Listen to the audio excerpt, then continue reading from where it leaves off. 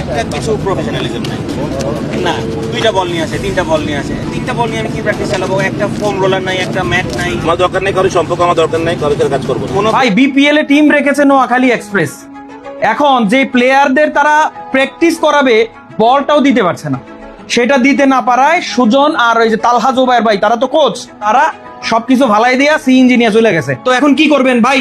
ওই নোয়াখালী থেকে সুবারিয়ার নারিকেল এনে আপনারা আপনাদের টিমকে প্র্যাকটিস করতে বলেন, এছাড়া তার উপায় নাই ভাই। ভাই আপনারা যে কত বড় বাটপার, এই যে দেশ ট্রাভেল নোয়াখালীবাসী আস্তে আস্তে বোঝা শুরু করেছে। দেশ ট্রাভেল হচ্ছে অন্য জেলার মানুষ, অন্য বিভাগের মানুষ, তারা তাদের বিভাগের বা তাদের জেলার, তাদের গ্রামের, তাদের নামে তারা টিম রাখতে পারতো।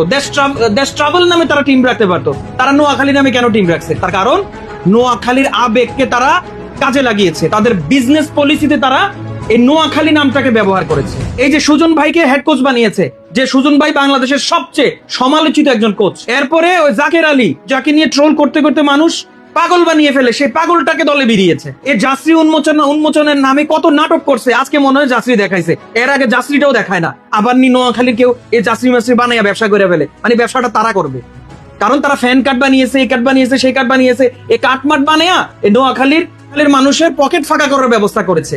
ভাই আপনারা নোয়াখালীর নামে টিম রাখছেন, তাদের এটা জার্সিও দিতে পারবেন না, তাদেরকে ভিআইপি গ্যালারিতে বা গ্যালারিতে খেলা দেখানোর জন্য টিকিট দিতে পারবেন না, তাদেরকে প্লেয়ারদের সাথে সেলফি তোলার ব্যবস্থা করতে পারবেন না। নোয়াখালীবাসী আপনারা বয়কট করা উচিত এই দেশ ট্রাভেলকে। আপনারা তাদেরকে মাথায় তুলে নাচছেন, আপনাদের নোয়াখালীর নামকে তারা মানে না ডুবাইছে আপনাদের সাগরে। আমি